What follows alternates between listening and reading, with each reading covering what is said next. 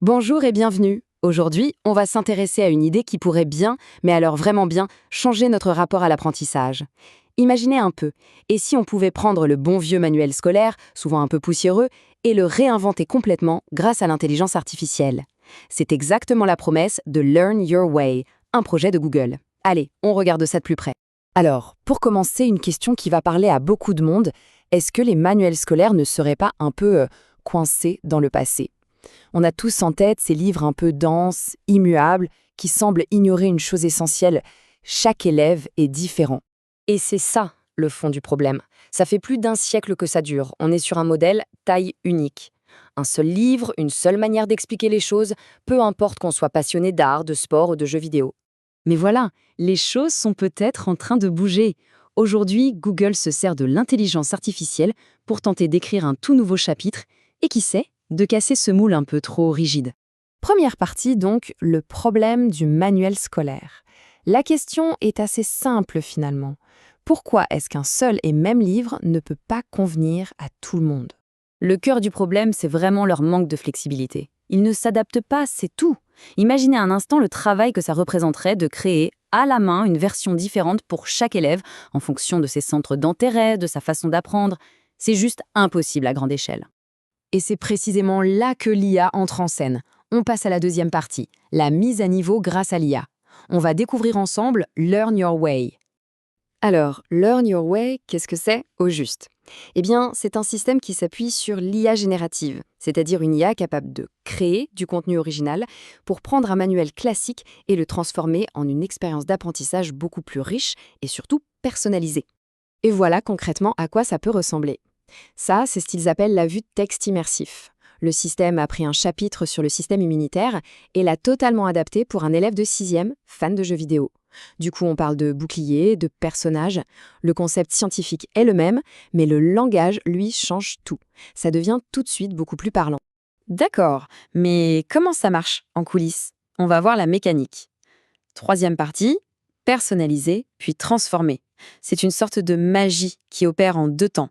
Le processus est en fait assez logique. D'abord, étape 1, l'IA personnalise le texte. Elle le réécrit pour qu'il s'adresse directement à l'élève, en tenant compte de son âge et de ses passions. Ensuite, étape 2, une fois que ce texte sur mesure est prêt, le système le transforme. Il peut en faire des diapos, une leçon audio, des cartes mentales, bref, de quoi varier les approches et ne pas s'ennuyer. Ce schéma l'illustre parfaitement.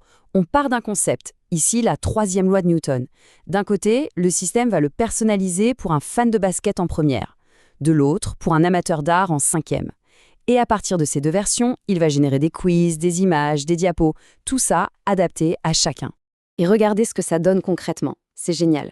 Pour expliquer cette fameuse loi de Newton à un fan de basket, on va parler du ballon qui rebondit. Mais pour un amateur d'art, on va prendre l'image du pinceau qui se plie contre la toile. Le principe scientifique est rigoureusement le même, mais l'analogie change tout. L'apprentissage devient tout de suite beaucoup plus intuitif. Mais la personnalisation ne s'arrête pas là. 4e partie, on va voir ce qu'ils appellent le texte immersif. L'idée, c'est d'aller bien au-delà de la simple page de texte avec des fonctionnalités dynamiques. En fait, le système vient enrichir le texte avec plein d'éléments interactifs. Pendant qu'on lit, hop, une petite question apparaît pour faire réfléchir. On a des illustrations, elles aussi personnalisées, pour rendre les choses plus claires, des quiz pour vérifier qu'on a bien compris, et même des petits moyens mnémotechniques pour aider à mémoriser. C'est une lecture qui devient vraiment active. Et ça, c'est un exemple que je trouve fantastique. Pour expliquer ce qu'est une économie de marché à un fan de foot, le système utilise le mercato. Le joueur devient l'offre, les clubs deviennent la demande. Et tout à coup, un concept économique super abstrait devient hyper concret, presque familier. C'est là qu'on voit toute la puissance du truc. Bon, tout ça a l'air génial sur le papier, mais la grande question c'est, est-ce que ça marche? Est-ce que ça marche vraiment? On passe à la partie cruciale, la mise à l'épreuve. Est-ce que cette approche améliore réellement l'apprentissage? Pour en avoir le cœur net, les chercheurs ont mis les choses au carré. Ils ont mené un essai contrôlé et randomisé, très sérieux, avec 60 lycéens.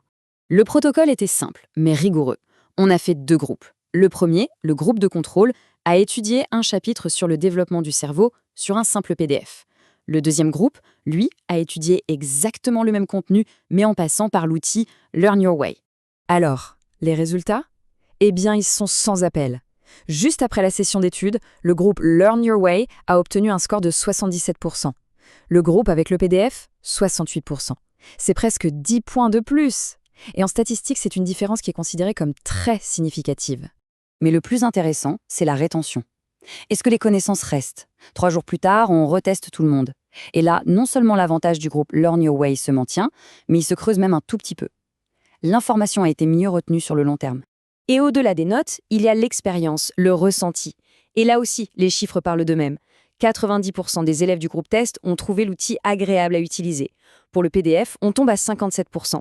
Ça veut dire que l'outil est non seulement plus efficace, mais il rend l'apprentissage plus plaisant. Et ça, pour la motivation, c'est absolument clé. Alors, au final, qu'est-ce que tout ça nous dit? On en arrive à notre conclusion, l'avenir de l'apprentissage. Il s'agit bien de réimaginer le manuel pour l'ère de l'intelligence artificielle. Je crois que ce sont les mots de l'équipe de Google qui résument le mieux la situation. Nos résultats démontrent le potentiel de réimaginer le support du manuel scolaire. On ne parle pas juste d'une petite amélioration à la marge, on parle bien d'une potentielle réinvention de l'outil lui-même. Et tout ça, ça nous laisse avec une question assez vertigineuse.